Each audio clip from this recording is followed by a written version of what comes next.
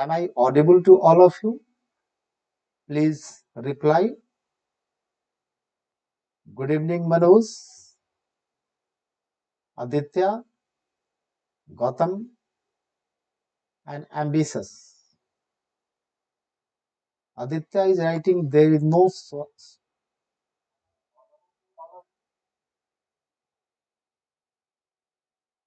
I should be audible.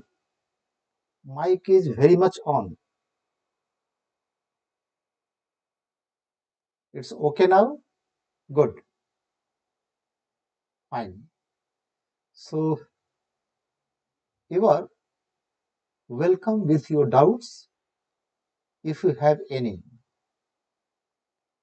I will try to reply your doubts to the extent time permits me. Okay? So let's begin today's session. Thank you, Manoj.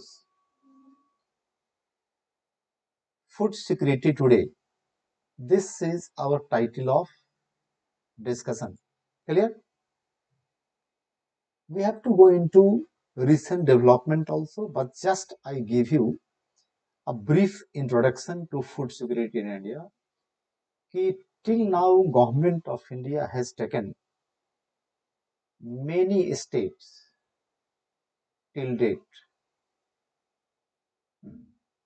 in direction of attaining food security. You know, food security has its physical dimension, economic dimension, ecological dimension, as well as globalization related dimensions today. Okay, the things we can't discuss here today in our session. But to the extent India food security constraints are concerned, hunger deaths in India have been occurring quite frequently. Last time hunger deaths were reported by 1999-2000. Okay. In wake of that, you see certain focus program being launched by government of India. One among that being Antoday Anna Yojana of 2000. Okay. And then since then, the most significant food security program which was launched ever in India, that was basically through National Food Security Act of 2013. Same year, this program was launched also. I remember before launching of this act and before Parliament enacted this act and government launched the program, Supreme Court of India was not happy with the state of affair related to maintenance of buffer stock, delivery of food to the needy people, it all. So finally, in 2013, the government of India of the time passed an act, you know very well. This act was going to provide food grain to beneficiaries with wheat at 2 rupees per kg, PKG,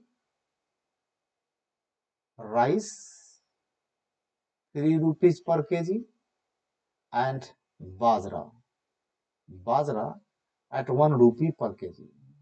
This was the launching. This was applied on 75% of rural population and 50% of urban population. So net, it was going to benefit around 6.5% population of India. Okay, 62.5% population of India. Program was launched. Okay.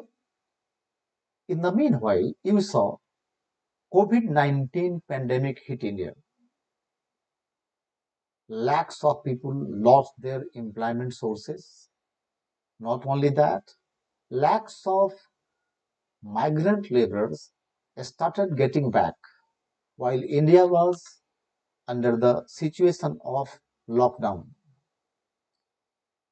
In wake of this, to save people from hunger deaths and provide people needful amount of food grains, Government of India launched basically one scheme. That scheme was Prime Minister Garib Kalyan Ann Yojana. It was launched in 2020, under which free food grains, free food grains were supplied by Government of India with the help of a state to the beneficiaries. Clear? Of this, Prime Minister Garib Kalyan Yojana was extended quite few times. Quite few times. Okay? Few times. With the extension ending on December 31st, 2022. This was the deadline. Clear? So the beneficiaries who were availing food grains at this rate under targeted public distribution system, they started availing these food grains free of cost. Clear? For every family member was given 5 kg food grains per month. Besides, Antoday Yojana scheme beneficiaries getting 35 kg per month free of cost. They are implemented on the category which is known in India as poorest of the poor, classified in 2000 by Government of India on the basis of great many criteria. Okay? Clear? So the issue is that this is the state of food security in India. अब now say certain more development.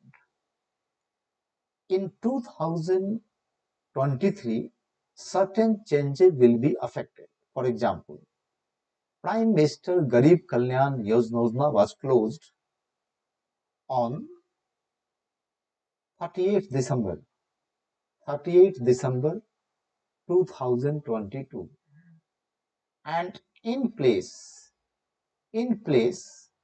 Government of India invoked NFSA free for all beneficiaries, including Antoday Anna Yojana beneficiaries. Okay, it means the government announced NFSA under it, under it, all beneficiaries,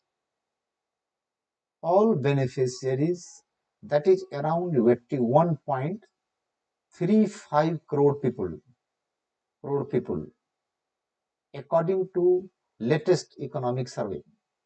Under it, all beneficiaries will avail free food grains from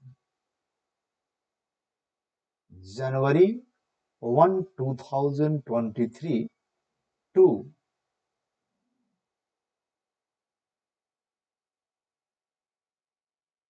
December 31, 2023. It means कि it was launched for a total period of 1 year, which is going to benefit around 81.35 crore people in the country. It means कि frequent extension being given to PMGKY is no more required now. Okay? Rather, NFSA beneficiaries who were paying 1 rupee, 2 rupee, 3 rupee for the food grains, bajra, wheat and rice, they will avail supply of these food grains for next 1 year, 1 calendar year, free of cost. Clear? These are the changes which had been affected by Government of India in 2013. Ambitious, I can see you are writing, you are asking many questions, okay? And your questions are not related to our today's class, okay? But at the end of today's session, I will try to answer your doubts. Don't worry for that. Please hold on and keep joined in the session, okay? So this is the changes in 2023. Coming to food subsidy bill, you will see in recent time, food subsidy bill of India has increased like anything, particularly caused by government's COVID intervention. Okay, it basically peaked all-time high, peaked in 2020-21 when food subsidy bill reached to 5.29 lakh crores. This is ever highest food subsidy bill of India. Clear? In 2021-22, it fallen down to 2.88 lakh crore. For 2022-2023, government has estimated that food subsidy bill should be somewhere 2.06 lakh crore. This is estimation. Clear? Now, once for 2022-2023, food subsidy has been given universally to all, free. So in 2023-2024, government is going to spend over or better say more than. Let us use the language of Government of India. Government of India says actually government will spend more than rupees 2 lakh crore on food subsidy in 2023-2004. Chances are that this estimation will be crossed because presently in this year around 81.35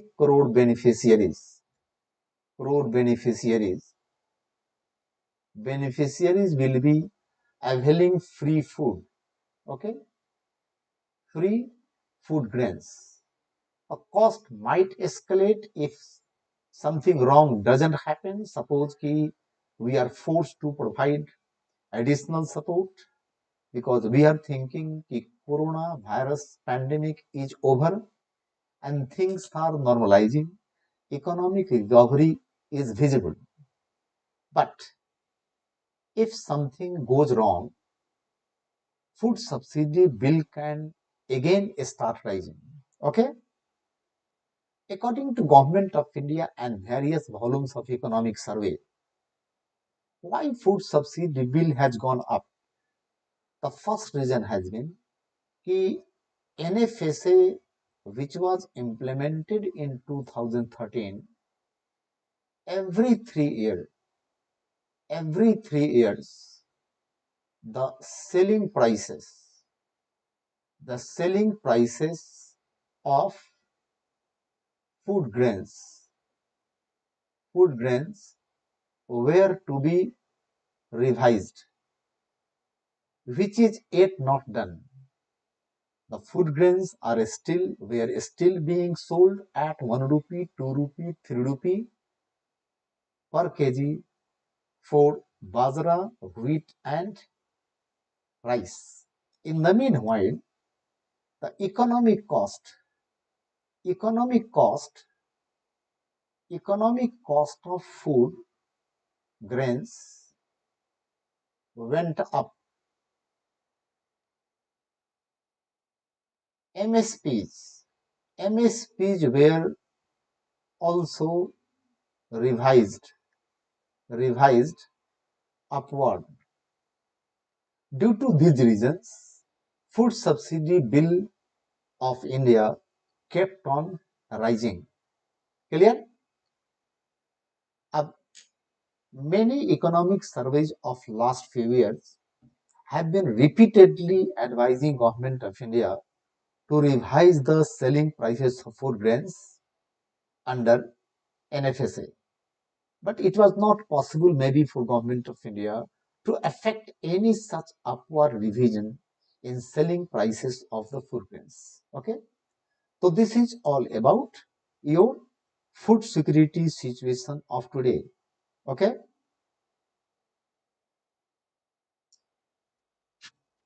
Tadri, from my side, things are all okay. Why you are facing audio issue, I am not able to understand. Am I audible now to all of you?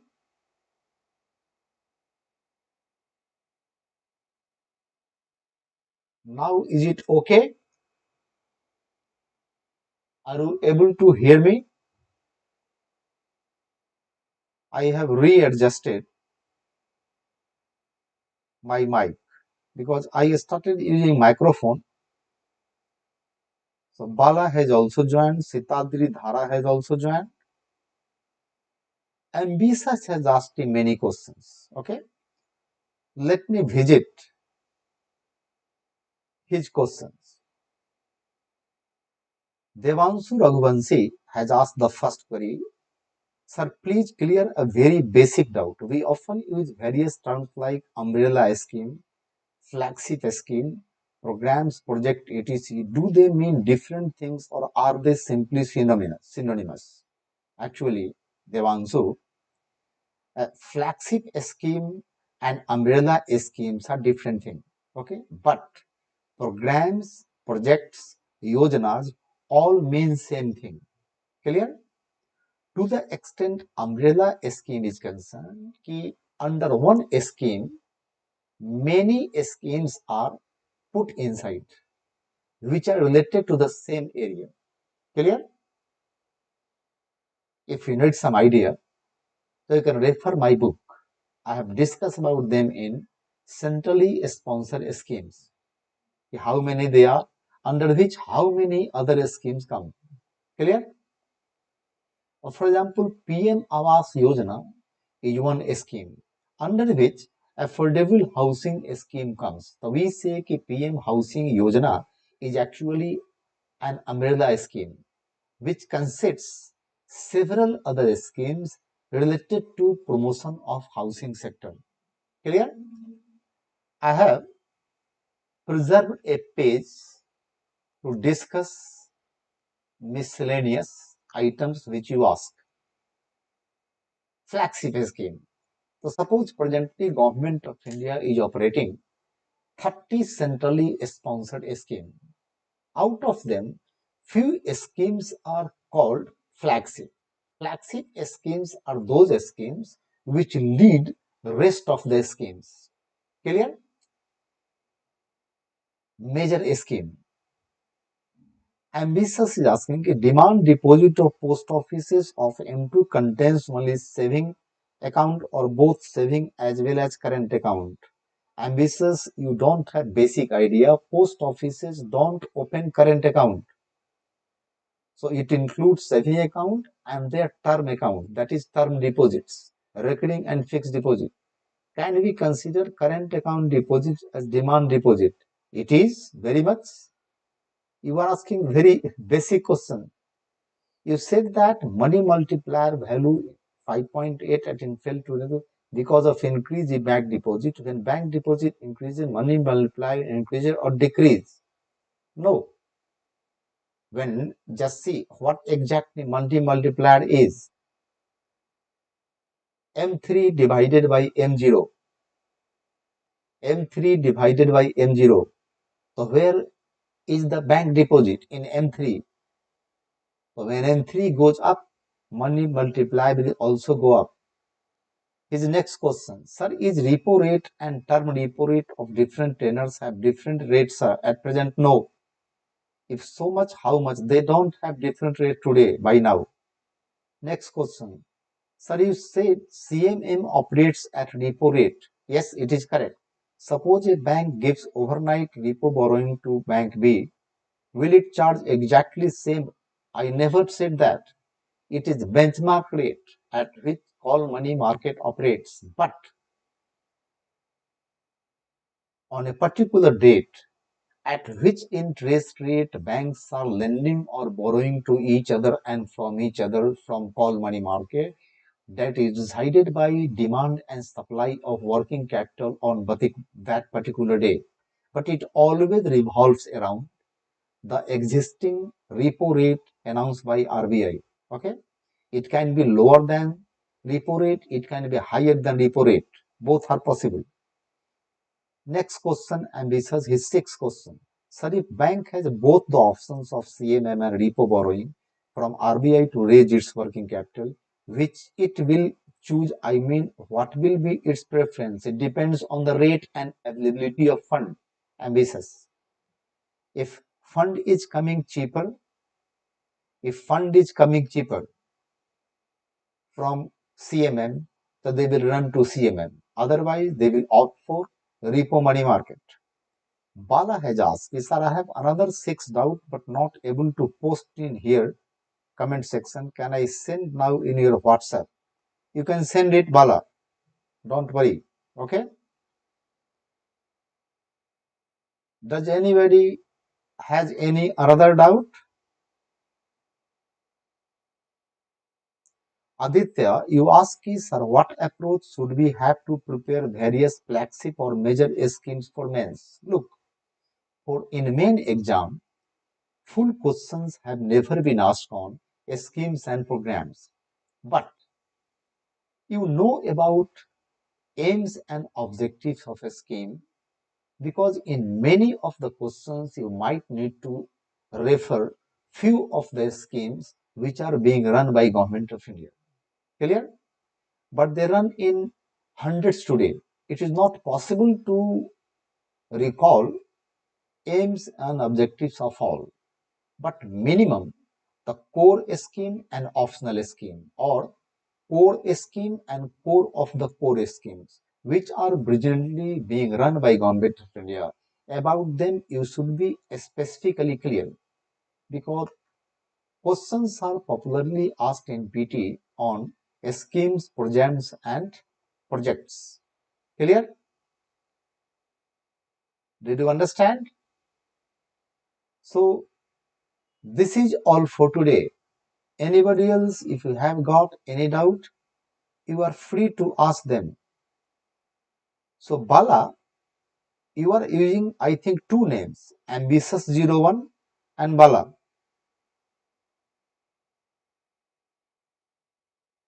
I will check it, but Bala, is it your name itself?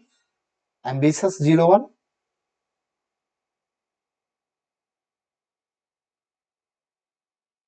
I am seeing in chat you using ambitious word. So, how are you, Sitadri? Saw you after a gap of long time. Thank you, Devanshu. Oh, for my reference, you change it. No issue. But when you change your name for my reference, you have to tell me what is your name as a reference. So I thought someone else is asking doubt, though you had planned to ask doubt. So thank you for today. See you next day. Good night on coming.